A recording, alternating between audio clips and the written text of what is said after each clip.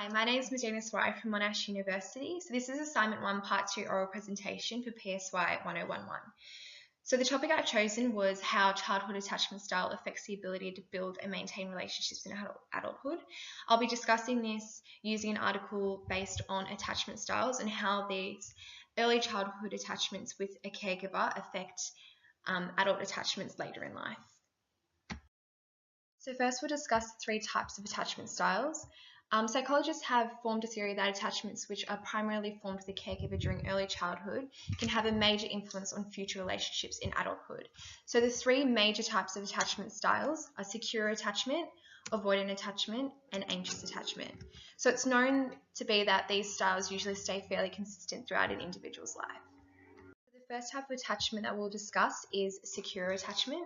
So a secure attachment between a child and primary caregiver occurs when the caregiver is in tune and consistently responsive to the child's needs or cues. As an adult, a person with secure attachment will find it easier to get close to others, and they're usually trusting, friendly, and open in their relationships, which makes it easy to form these tight connections. So these individuals are also capable of talking issues out with their partners when problems arise. Next comes avoidance. A child with an avoidant attachment style might have had a caregiver that seemed preoccupied, indifferent, or absent.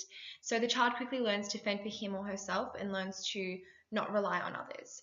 So an adult with an avoidant attachment style are often uncomfortable forming close relationships or incapable at forming these type of relationships and have a fear of intimacy or trust issues. So they don't like to depend on anyone else, including their partner. When problems arise, they cope by distancing themselves from the situation or issue or just not approaching them at all. The anxious attachment style. So this style is most shown in children who had parents who gave them inconsistent attention while they were young.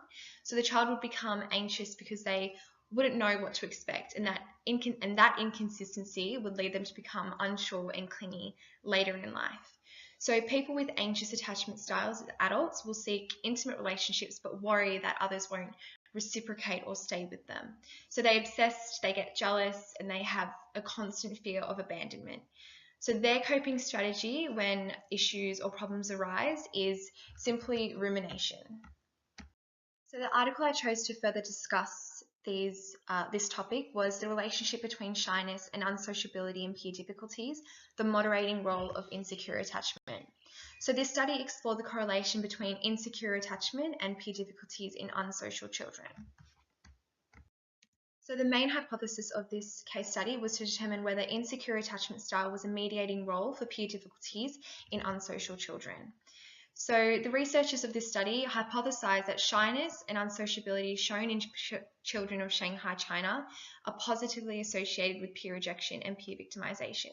So this peer rejection and peer victimization was the overall heading for abuse or mistreatment during early childhood of these certain individuals. So that mistreatment could have been avoidance at all, inconsistency in treating to their child's cues, sexual abuse, emotional abuse, and physical abuse. So it falls under all mistreatments that the child received during early development.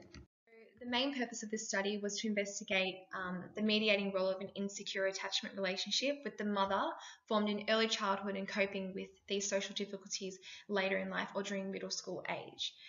The participants of this study were 487 children split between 247 boys and 240 girls. This sample was selected using a simple random sampling method from public primary schools in Shanghai. Parent education was an extraneous variable which was acclaimed, so considered but not controlled. The procedure included a signed consent form prior to the beginning of the study. The revised class play or RCP was used for the peer assessment of social avoidance as well as victimization and rejection.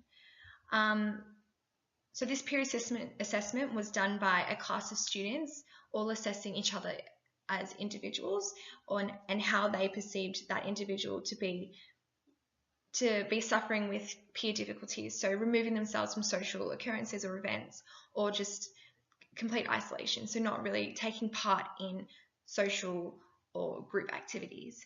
A shorter and more concise version of the Coping Strategy Questionnaire, or CSQ, was used by the participants as a self-report measure of insecure attachment. So this self-report was done by each participant individually on themselves. They were all to fill out these questionnaires so that the researchers could determine whether that individual had an insecure attachment, or just to determine their attachment style in general. So it didn't have to be insecure, it was more looking into what each individual perceived themselves to be coping with, so what type of attachment they had. So the results were expressed as graphs. So in the results, it showed a positive relation between shyness and peer victimization or rejection, which was predicted in the hypothesis, as well as a greater relationship between shyness and peer rejection in boys in comparison to girls. So in support of the hypothesis, unsociability and shyness were both correlated with peer difficulties. This graph also shows the difference between the correlation of low unsociability, high unsociability, and peer victimization or rejection between boys on the left and the girls on the right side. So as seen on this slide, this is another results diagram made by the researchers for this case study. So this model split the analysis by gender. So as observed from the figure, the pattern of association differed noticeably between the boys, which were at the top, and the girls at the bottom. So for one, the association between unsociability to peer victimization was significant among boys, but not the girls. And the association between unsociability and rejection was also significant amongst the boys and not the girls.